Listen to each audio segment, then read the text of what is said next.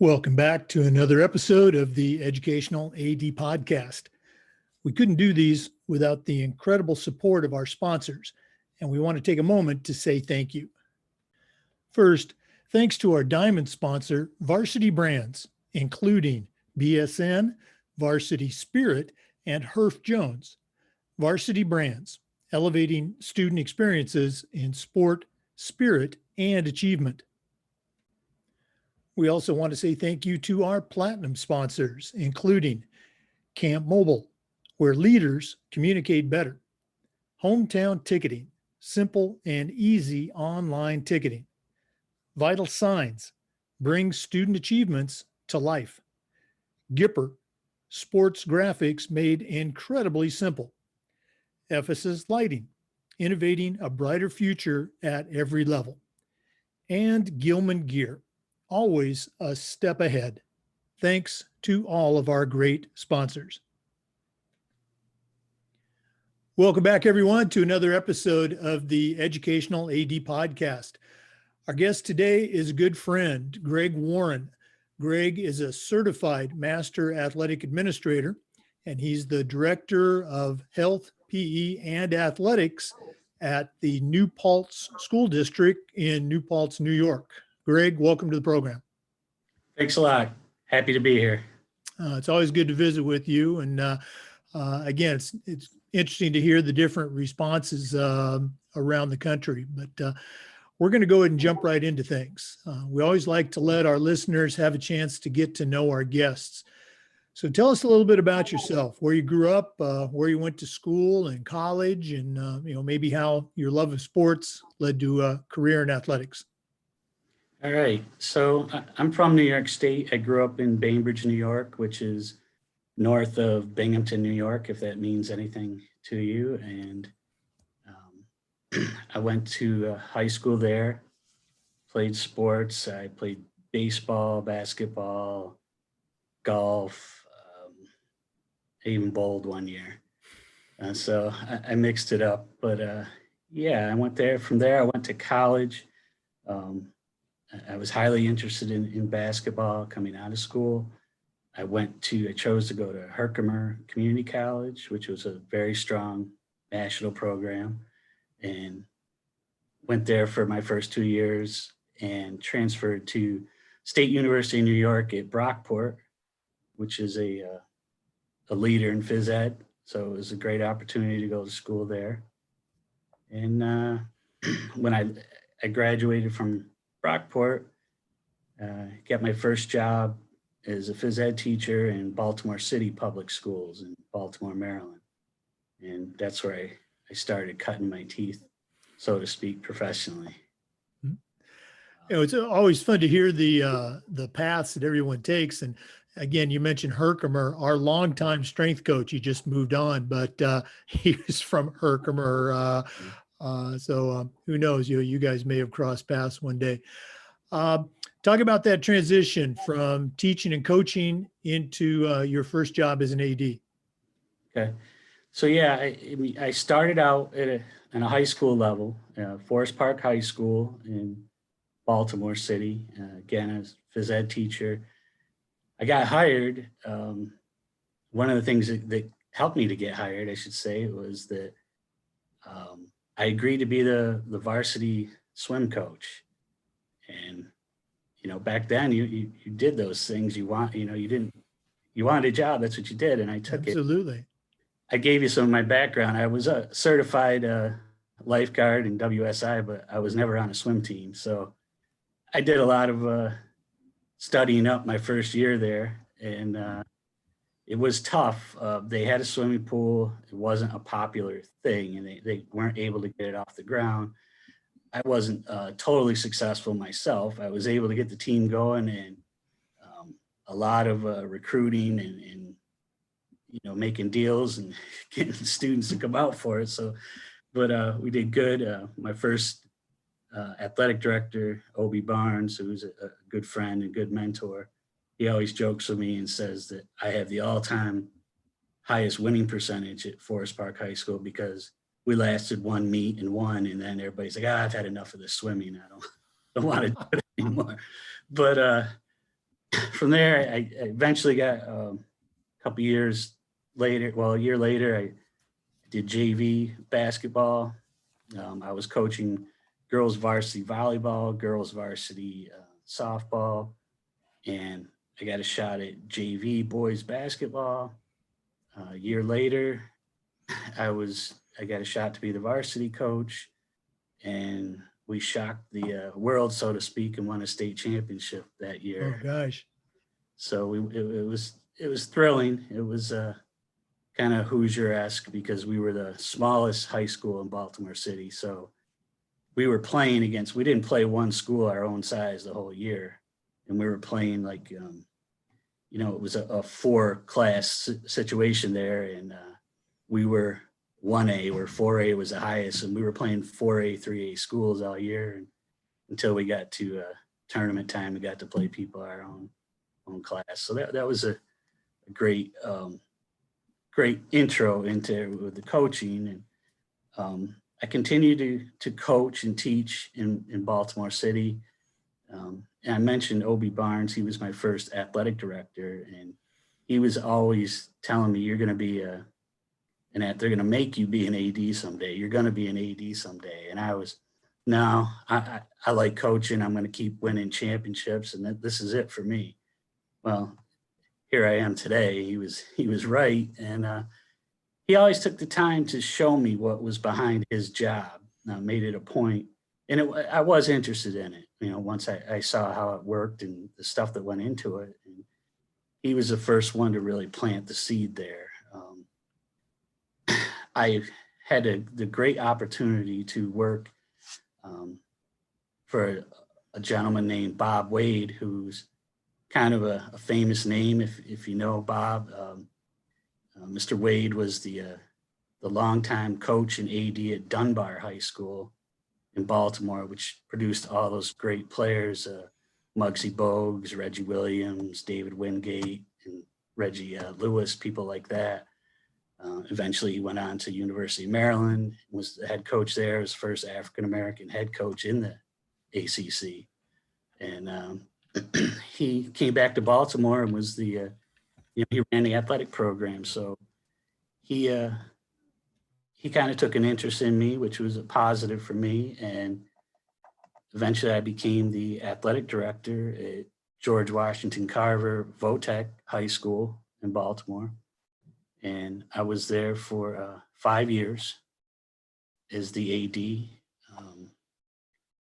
And then I transitioned, had the opportunity to come back to New York. It was a tough decision, but ultimately it was a lot of family input on there. So came back to New York.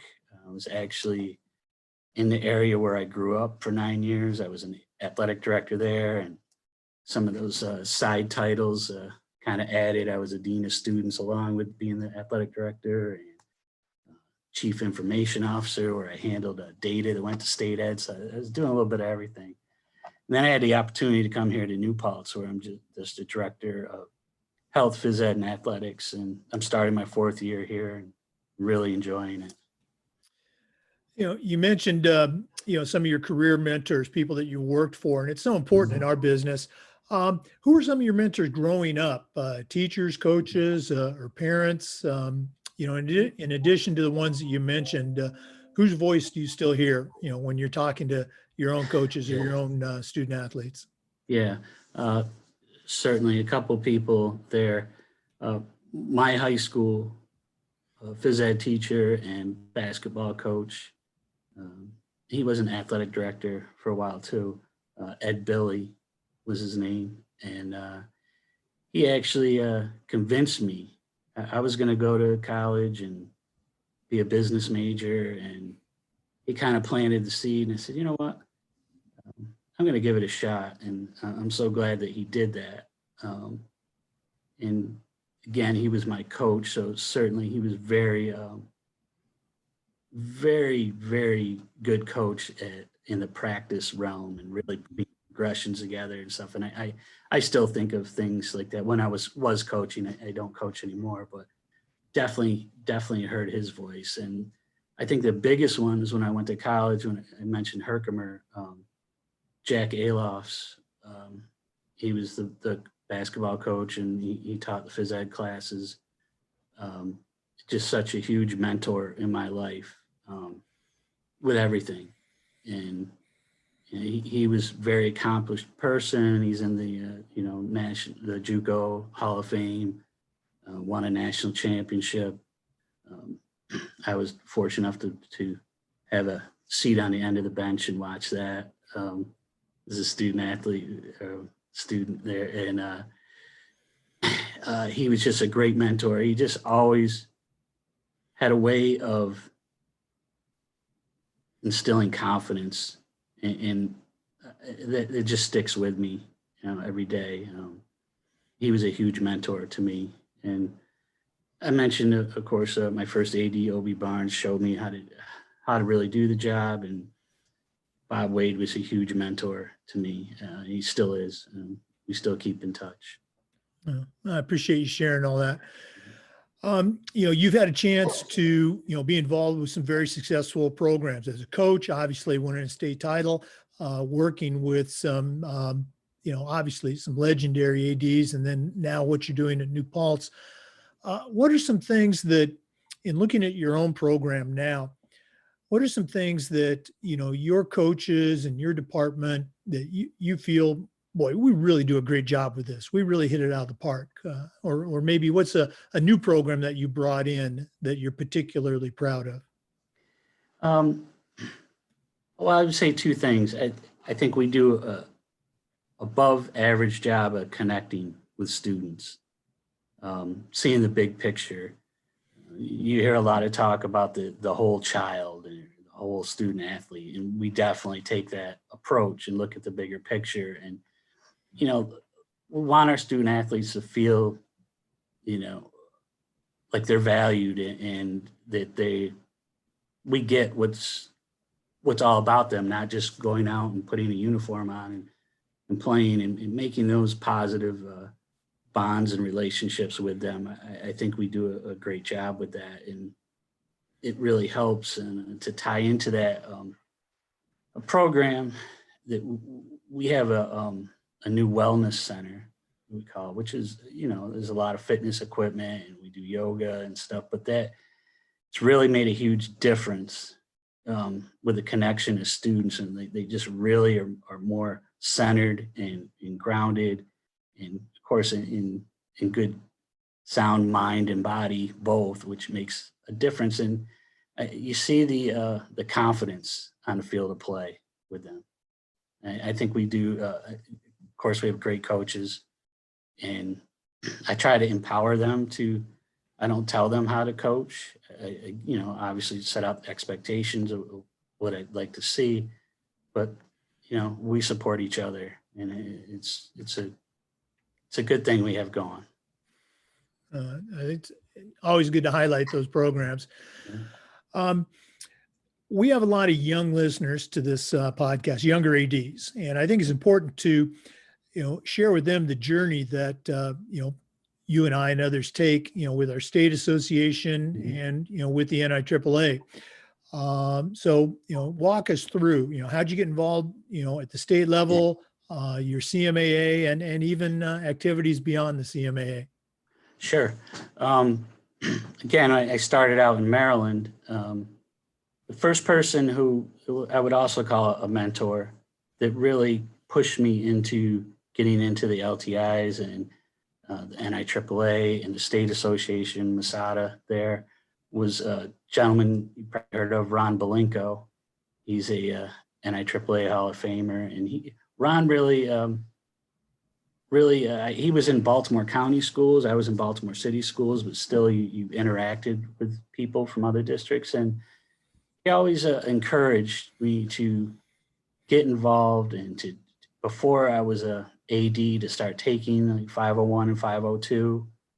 And I did those things, really pushed me to be involved with the state association, which was a great thing. They do a great job in that organization. And I really saw how that worked there. And thanks to Ron, for pushing me that way and enlightening me on what a great organization the the state and the national is. And I continued on my path for my CAA. When I left Maryland and came to New York, I finished my CAA, and I was working. I had everything done for my CMAA, and I was dragging my feet a little bit with finishing it. And I'll get to it. And I can really thank a gentleman, Roger Brown, who's a retired athletic administrator from New York. And he was highly involved in the New York State AAA and the national. And he's got to finish that. You got everything done. You got to do it. And, he really gave me the shot in the arm and yeah, you're right. Let's get this done. And I got it done. And you mentioned Pete Shambo. He actually, reviewed my project. And that was some of the first interactions I had with Pete. And, now I'm involved with the New York State AAA. I'm the chairperson for educational initiatives. I do a lot of work with that. I teach courses as well. Alan Milanda, Denny Freeze, just really have been good mentors and good support coming out of the State Association. I have so many connections through just being involved in the state, just meaningful relationships. Dr. Jim Wright's a good friend. Pete's a good friend. It's just so beneficial to be a part of your state association and the NIAAA both. It's just a great opportunity, and I highly recommend it for people entering into the profession. You got to get involved. You really do. It's just a great thing. Well, really appreciate you sharing that. Great public service announcement. Let's go and jump right into COVID. As we've done these interviews, we've seen such a wide variety of responses across the country. And, New York has had an interesting one. So, again, share with our listeners from your perspective, what's kind of happening statewide, and then what's happening, within your own district. Right. So obviously, New York was in the spotlight with COVID early on. I mean, New York City got hit really hard. I'm an hour and change outside of New York City, so I'm not in the city, but it took a while for us to get going in the state. So currently, the New York State Public High School Athletic Association, which my school is a member of, really consists of 11 sections that break the state up geographically. And right now, of those 11, everyone isn't doing the same thing as far as opening. They're doing what they deemed appropriate to open up in their area, considering the environments and, COVID just having a big impact on that, departments of health, et cetera. So some sections in New York are doing some form of fall competition right now. Football was moved to March. They're going to have the season in March. So football isn't happening. Volleyball isn't happening. Both of them are deemed by the New York State Department of Health as high-risk sports, so they're not happening until later on. Schools that are doing fall, well, my school isn't one of them, but they're doing cross-country, soccer, field hockey, things like that. But my section 9, is going to start November 30th with the winter season. So we've been planning to get the ball rolling there. Of course, getting all the protocols in place for safety and checking athletes and sanitizing and cleaning and how we're going to get that down. And, we're approaching that date. A lot of schools in the area are currently in a hybrid mode where students are in person some days, working remote the other days. My district is still in a full remote mode, but soon we'll be entering into the hybrid mode. So yeah, we're starting the year off with winter sports November 30th. People are following it closely. They're looking forward to it, and I'm just moving forward that it's going to happen. And I think when it does, that everyone's going to do a good job, and we really have a lot of protocols that we need to follow and be up to date on. And I think everybody's working together on that and taking notes across the state from sections that are doing it now. And I think we'll be ready. I know the students are excited to see each other and get something going again. I was going to ask you, what's been the response of your families, students, parents, even the coaches, as to, obviously your hands are tied by the state, but, Right. What's has it been supportive, or are they angry? What's going on? I would say for the most part, supportive. I mean, there was some, there still is some chatter, like why didn't we do fall? But again, that was an across the board vote. That wasn't an individual districts make their own decision there. So, we're starting, and some I think have concerns. They're not quite sure if they want to jump into it and participate, but the majority are looking forward to it and want to be involved. And again, putting information out there, how you're going to do it. People like to see things. I don't always like to hear things too. They like to see a visual on it. And so working on the opening plan and having that, being able to present it, makes a difference. You can walk people through it. And, I think everybody's living life now slightly differently because of COVID. So it's expected that there'll be adjustments and changes to the normal procedures, but, looking forward to making it happen the best that we can. Yeah, it's again, it's going to be very interesting to see how we're all looking back at this nationally. Come June and July, as we're planning for the 2021 school year, because Right. it's not a right or wrong or good or bad. It's just hey, this is how we chose to respond. Right. Greg, another question we've been asking our ADs since we've started this kind of goes back to this past spring, when COVID hit. At the same time, nationally, we just saw a tremendous increase in, this idea of social awareness and social justice, the events in Minneapolis and Atlanta, and then a while back in Wisconsin. And my question is this, what are some things that we can do as athletic directors in this area to do a better job? What are some things that we can do to, better serve our communities, our kids, our stakeholders? Not to simplify, because it's not that easy, but really just to be knowledgeable and to be aware.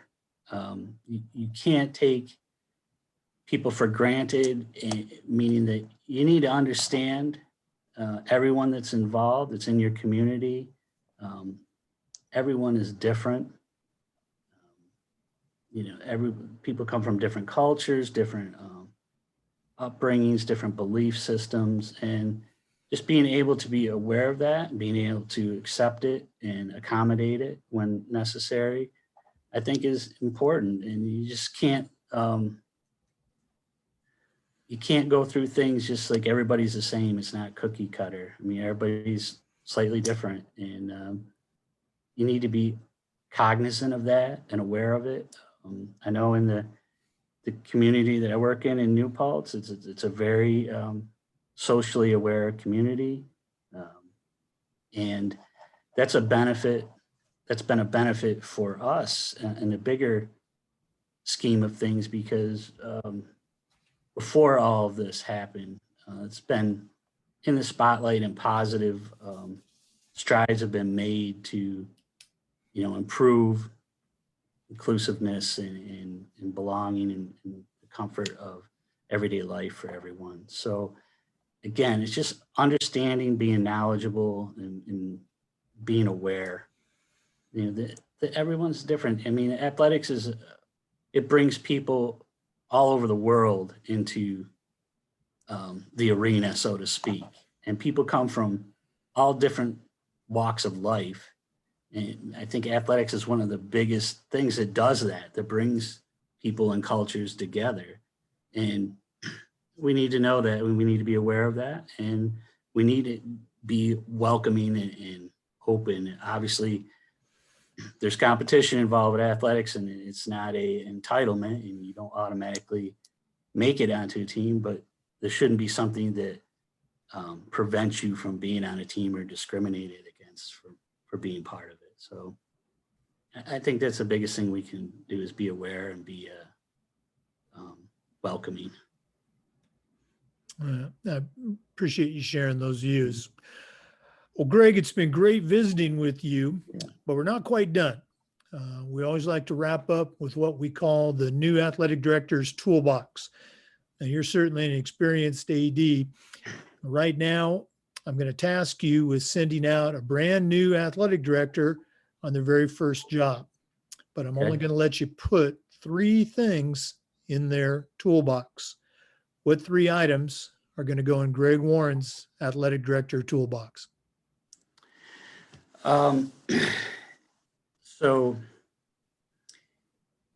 you need to know your job. It's not something that you can just jump into, like, hey, I want to be an athletic administrator.